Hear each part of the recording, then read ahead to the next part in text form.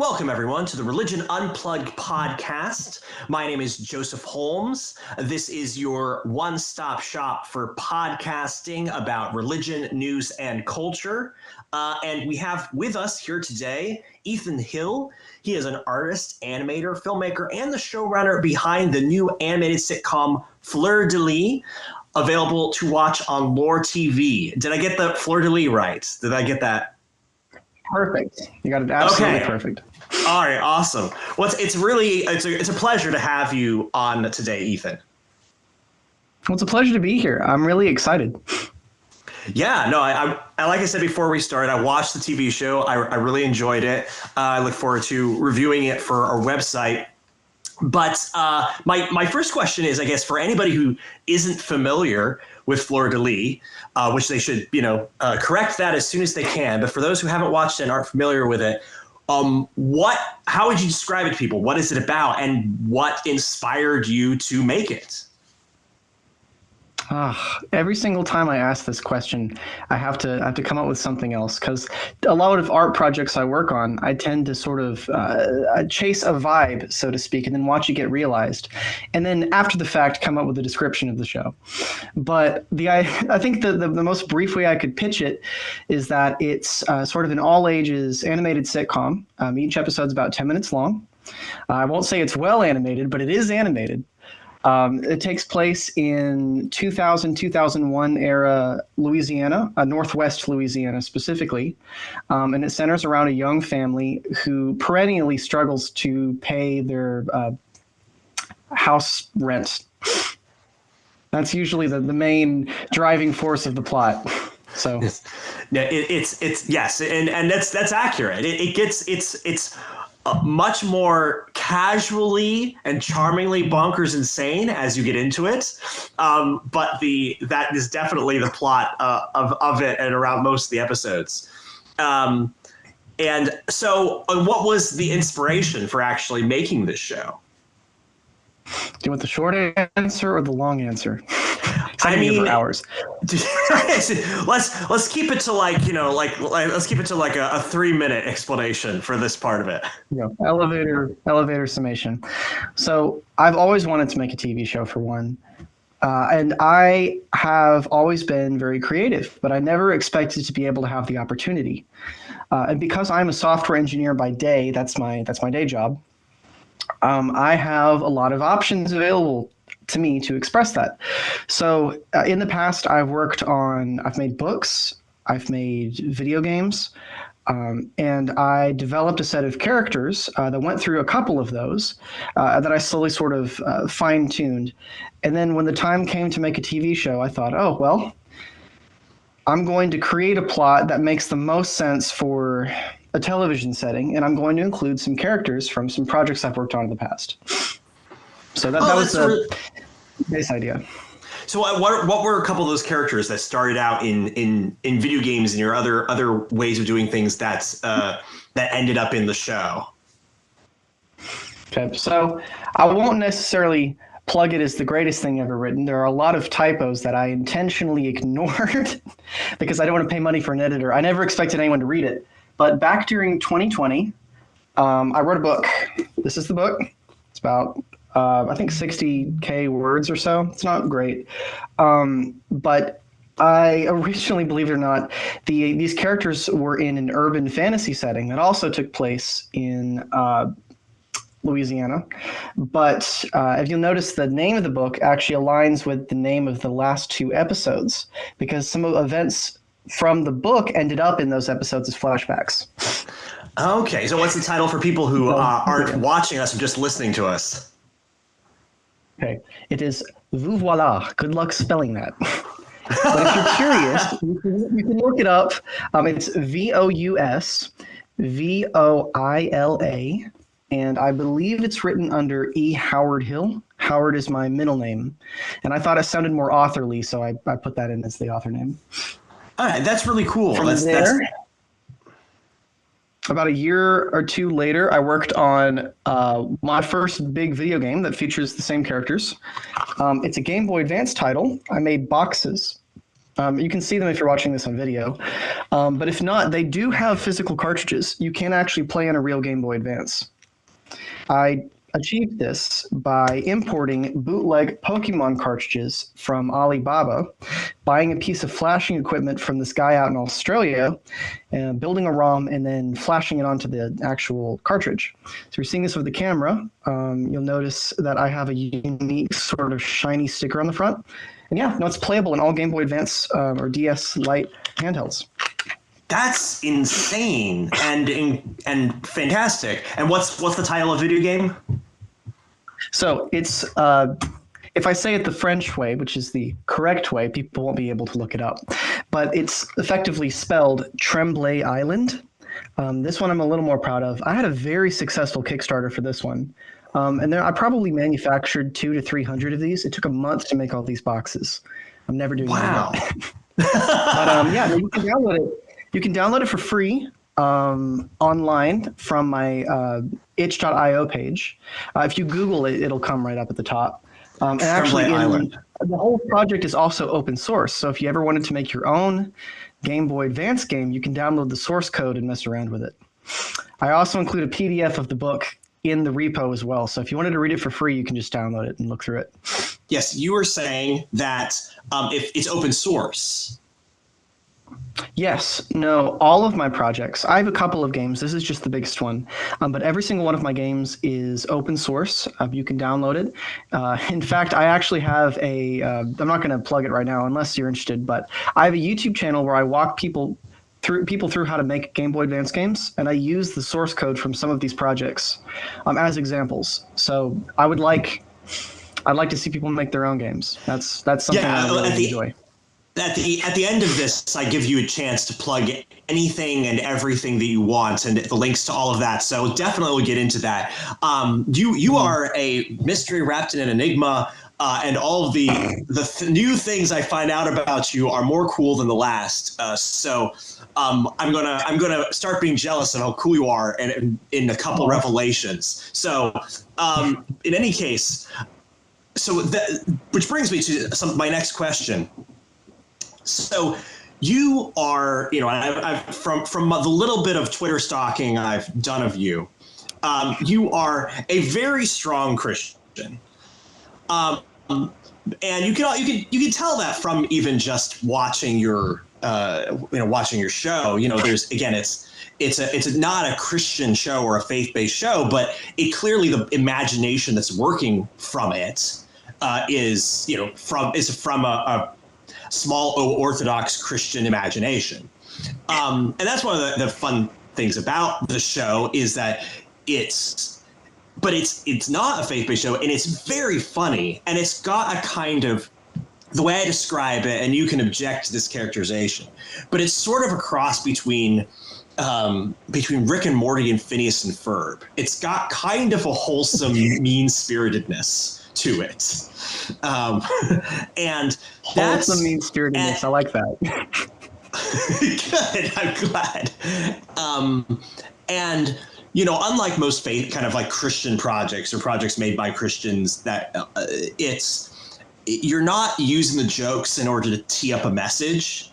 You're using the worldview or with an underlying belief system to tee up your jokes, which is what it really is, just a really funny and heartwarming show. And so again, it's depressing to say this, but it's kind of a rare way of seeing Christians make content. It's either completely sanitized of faith at all, or faith, and there's no freedom to express the religious imagination within their work, or it's the art is just kind of in service of propaganda of one form or another.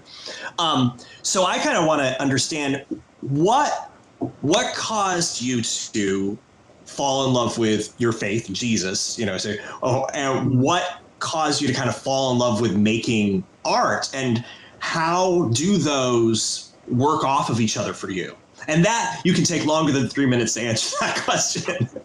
There you go. No, I think you made a really good point, and it's very upsetting to me that a lot of Christian artists believe that they have to choose between sanitizing their work, especially because, and I don't understand this exactly, but a lot of Christian artists have a proclivity towards fantasy. I think Tolkien set a precedent, and a lot of Christian artists have been trying to meet that precedent. But the problem with fantasy is that it's almost impossible to have.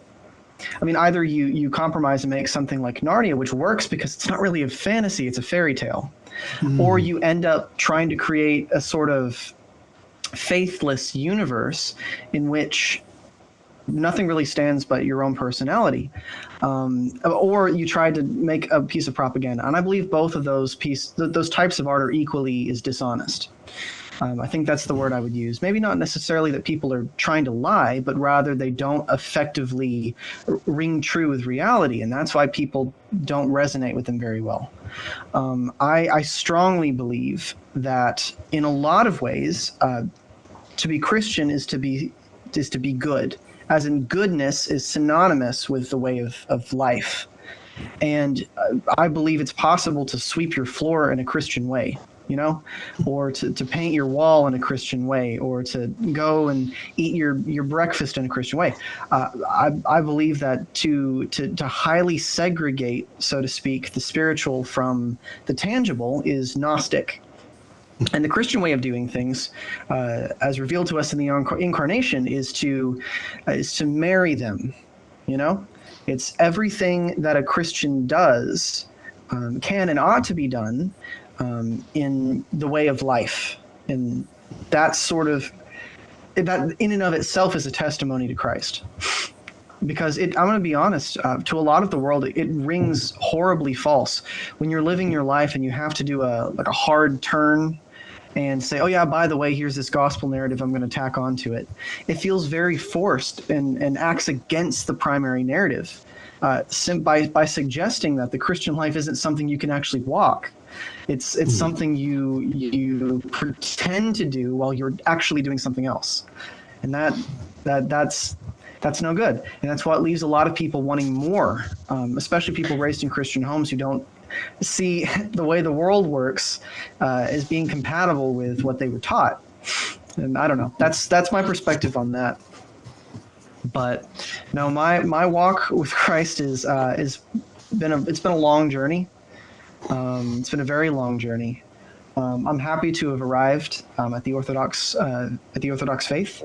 It took me a long time though. I was Church of Christ up until I was about 5 years old. And then I was Christian Missionary Alliance. Well, not really quite. I was in a church that was an offshoot of the Christian Missionary Alliance denomination. It had a lot in common with Baptist denominations. It was basically indistinguishable.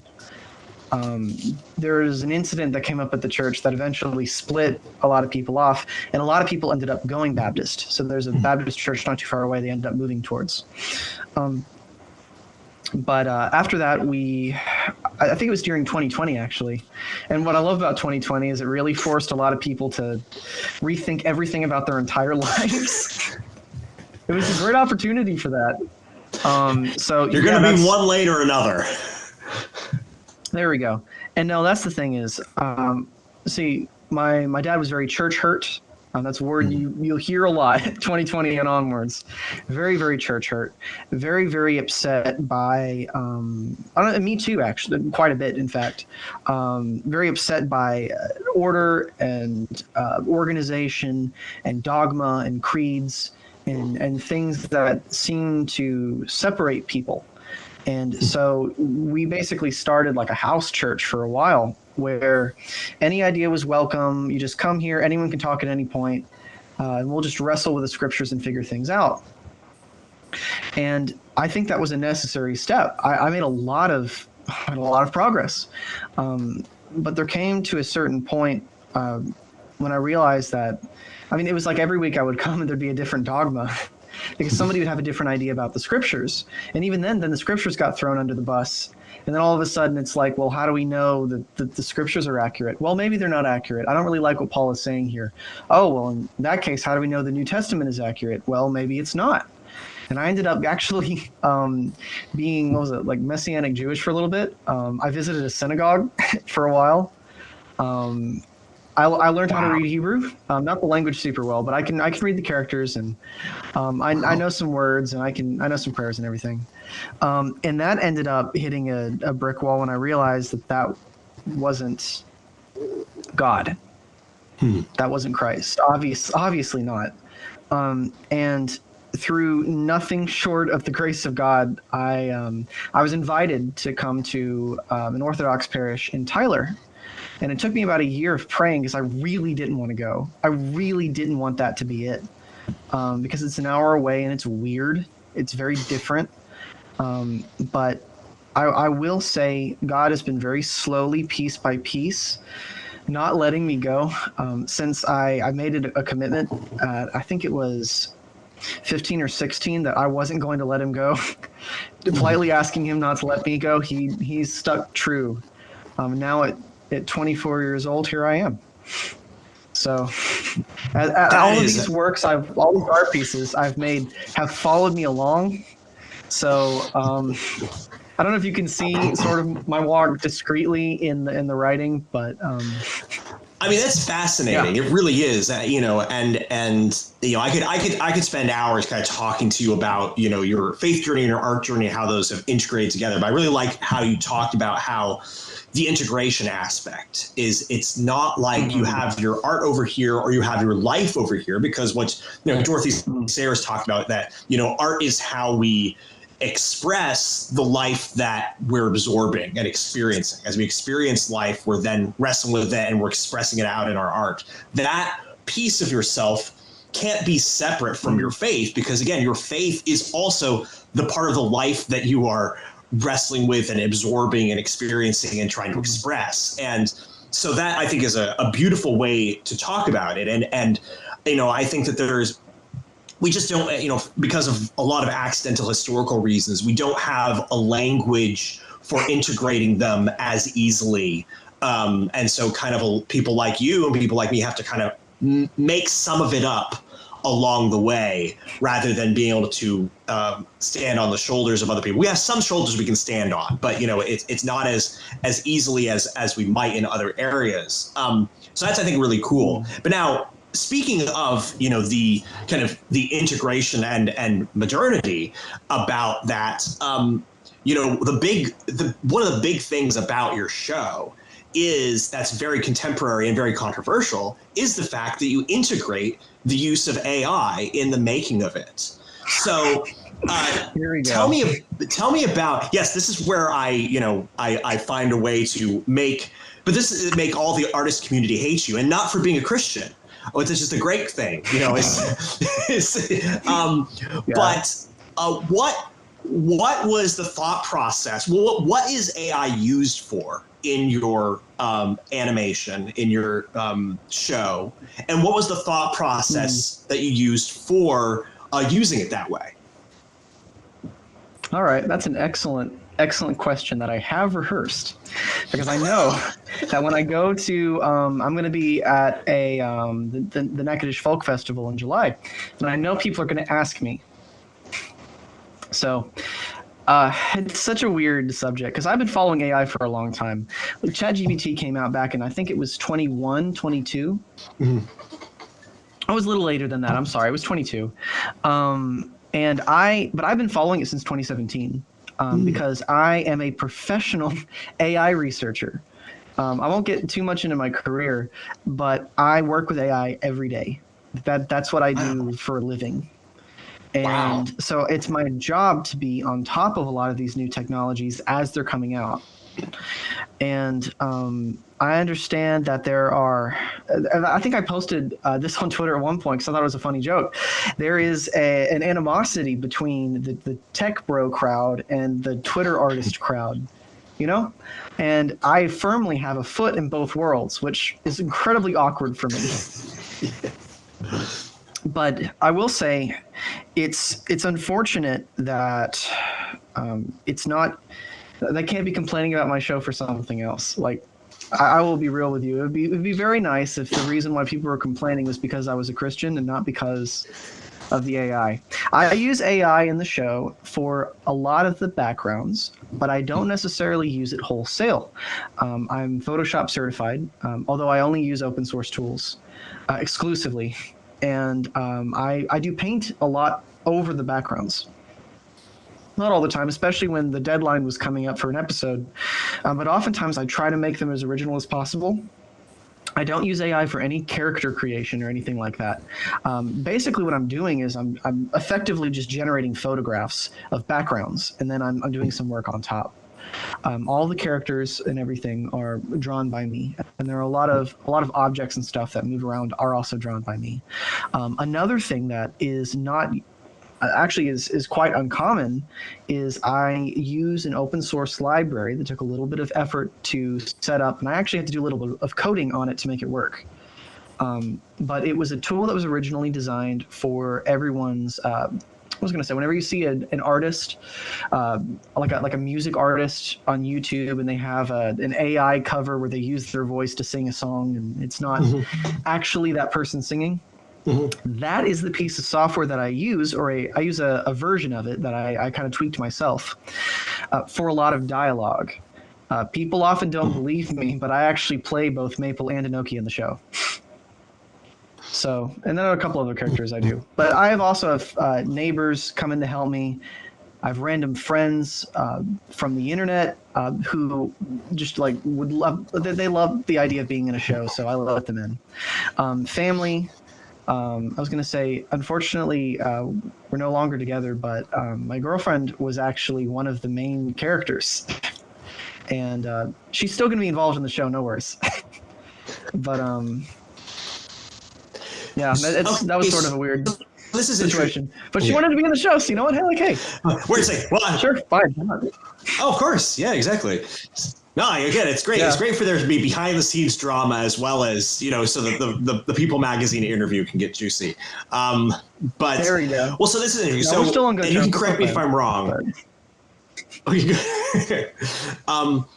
if I'm wrong. So if I'm understanding, you used AI to generate backgrounds that you could then, overlay with painting, the way you wanted to, but would give you a leg up to make it so you didn't have to spend as much time doing some of that. Here's the deal. Okay, so I have a full-time job, and I don't just have a full-time job. I am the entire research and development department for this one company, which means I often have to pull 50-hour work weeks. Often it means I have to. I keep an air mattress in my office because I have to stay overnight so often, right? And I do all of this work on a Surface tablet because it can run Windows. It's currently running Linux, but the idea is that I have animated this show in the wee hours I have one time in a bunk bed while I was on vacation with my family. I've done it in my office after at like 3 o'clock in the morning. I've done it. I mean, I barely get any time to animate, and I have to produce a 10-minute frame-by-frame episode once a month. I barely had. I mean, I would try to get 2-3 hours in a day, but that was cutting it really close. On top of trying to keep an active friend life and have a girlfriend and all this other stuff, So if I did not have so you're using, I would not have been able to make the show. Straight up. Yes, and then so you have it for AI backgrounds, and then you have for you have some voice modulations so that you can have your voices, so you can have yourself, also playing like two characters and they sound decently different. That's about the extent of the AI that you used. Cool. That is the extent. It's interesting. I think. Okay, so. It's interesting. The AI debate about using our debate again. I as somebody who's sort of in the film world, I've seen this debate go on. Obviously, it was a huge part of the writers and actors strike because companies were saying, okay, we're gonna pay you to scan your face into AI and then just use it forever and never pay you to hire you to be an extra in my work again. And writers are afraid that they would just use AI to generate scripts and then they would then hire writers to just at kind of like half price, essentially, to go over and give it a more human touch, so to speak. A lot of what I see as the concerns about using there are different layers of concerns of using AI in the creative community that I've seen, and I'm sure you've seen these as well. A big part of it, though, is that real life artists want to be in the industry and want work. They want to be able to work in the industry, and a lot of the things that AI is being, prepped to do are things that, they want to be doing, so to a certain degree, it's like, hey, I want to be an actor. It's like, well, we can just scan a face. We don't need you. I want to be a writer. It's like, well, we can just write, or at least need fewer writers or spend less time on the writers. And again, even your thing, and I'll get to sort of, the counter arguments in a minute, but even your thing, it's like, okay, here's one voice actor who's not going to get to have a potential role because you took two of them because you could use the AI to do that voice. Here's, a potential. Well, somebody. I'm a dude in the trailer. Name a person and maybe I'll hire him. So, I'm grabbing neighbors for this. Like, yeah. I don't have any money. Well, so that the counter argument is, so there's some what was it? His face. A teacher of mine said, that artists, like you can pick up a guitar and just be doing the, and be a singer. You can pick up a guitar and be a singer. You can do it on your own. You can't do film on your own. You need other people to do film on there. To do film, and you're. This AI tool, in a sense, what you're using it for, because this is the other thing that's a complaint, but that doesn't really apply to you, which is why I'm kind of focusing on the other complaint. But the other complaint is that we're going to get art that's not human. We're going to get art that's not human.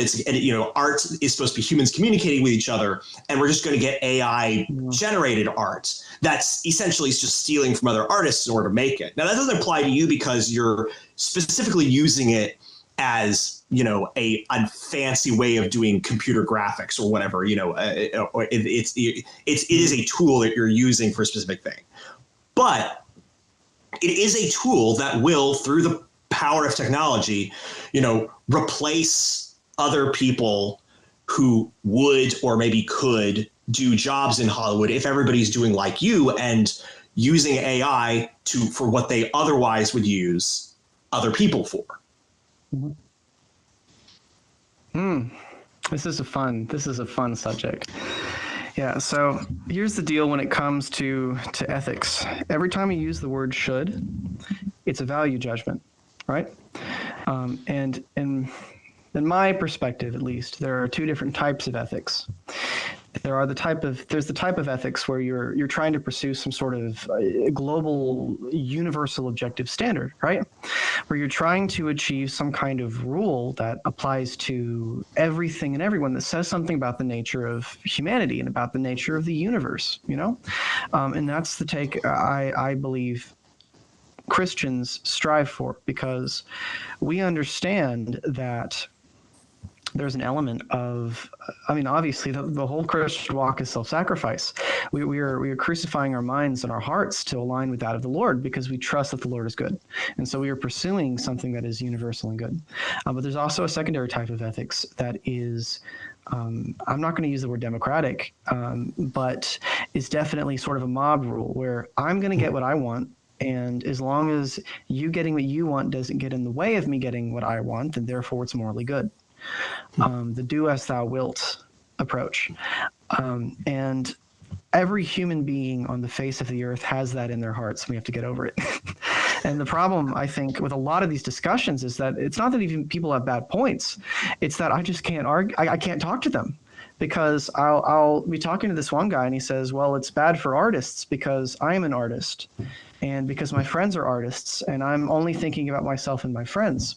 Now, if you excuse me, I'm going to go onto the internet. I'm going to pirate a bunch of video games If you excuse me, I'm going to go trace over a bunch of other people's art. If you excuse me, I'm going to go sample a bunch of people's music, and I'm going to make. It's an art project. Yeah, I know I'm stealing from other people's stuff, but vaporwave is like, I know I'm just slowing down an '80s song and adding reverb, but it's art. And I'm thinking, do you hear yourself right now? You're doing. Oh my word! You are not only doing what you're blaming other people for, you're doing it worse. Like you're doing it to a more significant degree. And I mean, I hate to say it, but the internet is predicated on a sort of laissez-faire approach to fair use. I mean, whenever you draw fan art, is that not taking somebody else's idea and putting your own style on it? And your style itself is composed of the works of other people. And I'm not saying this to justify AI. I'm doing this instead to delegitimize the argument that I hear most often against it, because it's annoying. I want to have a good argument about this. I think this matters, It's just every take I hear is so asinine. Yeah, I'm sorry. That's my own frustration towards the ethics argument. But aside from that, it is important to the Christian walk that we understand that stealing is sinful. It is, just straight up. And not only that, but, and please don't understand me based on just the words I'm speaking. There's a more esoteric truth behind it. But when I say AI has demons in it, I don't necessarily literally mean, although maybe sometimes there are. What I mean is that it's a system we don't understand that exploits our passions and that exploits our psychology. We are being asked to see another human being in something that is not human. We're being asked to make an idol out of something that is not, this is not real. We're building idols to ourselves out of silicon and out of electricity. And I think that's something to worry, not to worry about. Don't worry about anything. Pray about everything. But that's something to pay attention to. And I want to basically what I say is I've tried my best to be sort of, in a worldly sense, ethical about the art that I'm doing. The voices that I'm training on aren't necessarily based on like a real person. They're based on open corpuses, basically just like public domain audio samples that I then curate and then I sort of spin up into a voice. So I can't tell you particularly like there's any particular like actor or actress or whatever behind a voice model. On top of that, by only using background art, I'm essentially only sourcing from photographs and effectively like meaningless corporate impressionist art that you'd find on the wall somewhere. I'm not stealing, your OC. I'm not stealing your custom DeviantArt work. Of course not. That would be silly. Why would I want to do that? I want this to be original. But aside the point from that, I'm also, like I said earlier, not a Gnostic. I don't believe that just because something exists physically that it's bad. There is a Christian way to handle AI. Perhaps I didn't handle it. I'm not going to say that I am the end all be all of what it means to be a Christian. That's ridiculous. But what I will say is it's been very difficult to have this conversation because everyone that I'm having it with typically doesn't understand how the tech works, doesn't necessarily have respect for the effort it still requires to make it, and then also doesn't necessarily have respect for other people's work anyway. So, but aside from that, it's one of those things where I mean, I hate to say it, I love cinema. One of the reasons why my username is Cinnamint is because I love cinema so much. I mean, I really do. I really am passionate about film and about television. But I will say that there is an evil sickness at play in Hollywood, and it's been for years and years and years and years. And I mean, I hate to say it's been a long time coming, but it's been a long time coming. Like, yeah. Seinfeld recently said that the era of sorry, go on. No, I was going to say, well, no, say what Seinfeld said. Our viewers will be, listeners will be interested in that. He recently said that the era of film and television influencing public culture is coming to an end, and that's instead the mantle's being taken up by online content, and that's true. I mean, I wasn't alive for it, but back in the the 70s, 80s, 90s, and even before, whatever was on TV was what everyone was quoting all the time. It impacted the way people speak. It impacted the way people thought. and almost exclusively, those were controlled by people who hate Christians and hate God. And I mean, I hate to say it, but I know that there are a lot of people out there who really want to get into the industry right now, and I really do wish them the best, because obviously I think there's a future for film, but when I'm looking at the collapse of Hollywood from a distance, I'm thinking, yeah, it's your time. Okay, so yeah, there's a lot that's going on there that I think is really interesting, and we don't have time to go into all of it.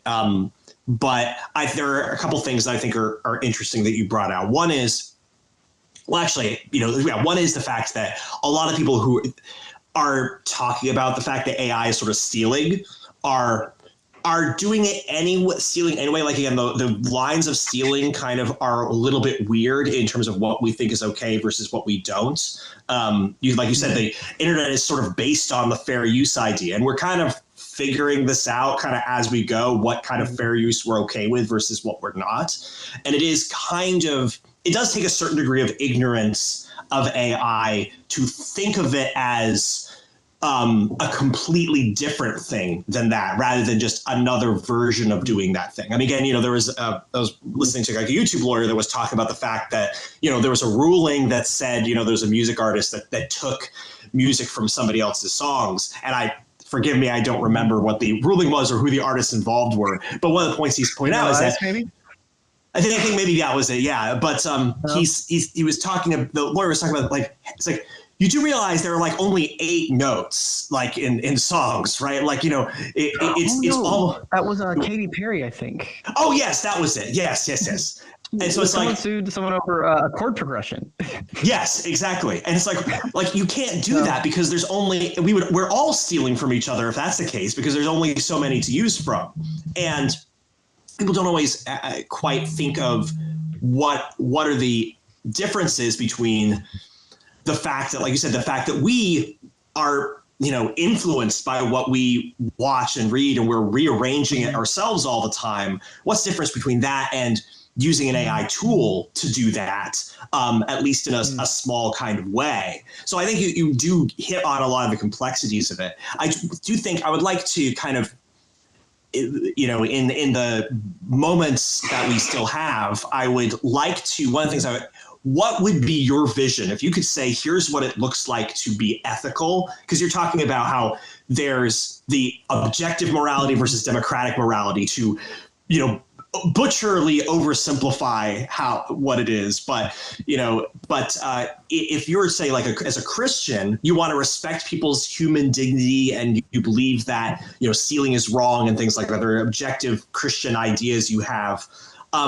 As you are trying to think about this, what is your way of saying this is a Christian way to use AI for art versus a way that you think would be an unchristian way to do it? Absolutely. No, and I'll openly admit, just as an aside, I'll use it all the time because it's important for discussions, but I have a visceral sense of disgust for the word ethics. I think that the idea of separating morality from God, which is, I mean, a lot of people use the word ethics that way, is not only a false premise, but is blasphemous. And it's really funny to me that a lot of ethics majors tend to be the least ethical people. Like, I mean, I'm not kidding. It's actually, a lot of ethics seems to be this act of hypocrisy where people who end up graduating, not all the time, but there's a lot of examples of this, where people end up using ethics as a way to, they'll use the legal word, the legal language of laws that people will set up, and then totally violate the spirit. But anyway, so because of that, what I will say is pursue Christ and do what you want. And I mean that. The St. Augustine pursue Christ, yes. First and foremost, absolutely. And then do what you want. That is biblical. That is supported by the letters from the saints. That is a classical Christian perspective. But essentially, if you're not a Christian, I can give you advice, but I cannot tell you how to be holy, because there is no way but the Father. That's interesting. Well, even so, you're able to, the Bible has a lot of, here's how this practically works out. There's a lot of, hey, it looks like this. It doesn't look like this. Mm-hmm. So how would you say it looks like this to be respecting human dignity in artists such as in the use of AI or not? I don't think we're ever going to come to a conclusion. I think people are going to be arguing about this until the end of time. I mean, just genuinely speaking, because this is one of those. Sorry about that. This is one of those subjects where the lines are so fickle that it really just isn't meaningful unless people are Christ-centered and gracious to each other. And I think this is true for almost everything, because what might be seen as stealing in one culture would be seen as fair use in another. And because they're really, I mean, if there's no objective morality, then there's no way to legislate what culture is better than any other. And then simply because of that, I mean, just genuinely speaking in this subject, I really do believe that there is no meaningful way to have a conversation about it outside of Christ. And yet within Christ, there's no more need for discussion. Interesting. So if you're in Christ, then you will just automatically or naturally be using AI in a way that is, loving to God and others without kind of having to discuss or argue or work it out how it works. Well, I'm not going to take a Thomist approach. I'm not going to say there's an if-then. I'm going to leave it as a principle that can be freely interpreted. To be in Christ, to be in the way of life, is to Jeremiah 31, for his law to be written on your heart. And so if you have any doubt, pursue Christ, the Holy Spirit will convict you. Interesting. Okay, cool. Well, fair enough. That is a thoughtful perspective, and I think our listeners will be really interested in that. Regardless of that particular controversy, I very much enjoy the show. Where can we expect a season 2? Is there a chance that there will be more episodes to it? And when do we have a timeline of when it might be coming out? I will very likely be making a season 2 starting early next year. Once again, there will be 7 episodes, and then that will be it. Okay. Very nice. And where can people find the show and find you if they're interested in seeing your work and what you do? So the show itself is live on lore.tv. That is LOOR, like lure.tv. Additionally, I have an Etsy page where if you'd like to buy a DVD, you can do that as well. They come in these lovely recycled cases. Some of these cases are from old Blockbuster DVDs. I spent extra on them, but it's worth it for the vibe because I don't see this as a product. This is an art project. Aside from that, if you're interested in learning about how to make Game Boy Advance games, I have 2 YouTube channels, but the one that's relevant to this is Cinemint Tech Tips. That is CINEMINT, like Cinemint Tech Tips. Additionally, you can check out my video games at my itch.io page. And I don't remember exactly what the URL is, but if you look up itch.io Cinemint, it'll come up. And I think that's it for now. All right. That's fantastic. Well, thank you so much, Ethan, for joining us today. And thank you, all you listeners and viewers, for joining us today as well. Remember, this is the Religion Unplugged podcast for all of the best, most important, and most handsome religion, news, and culture.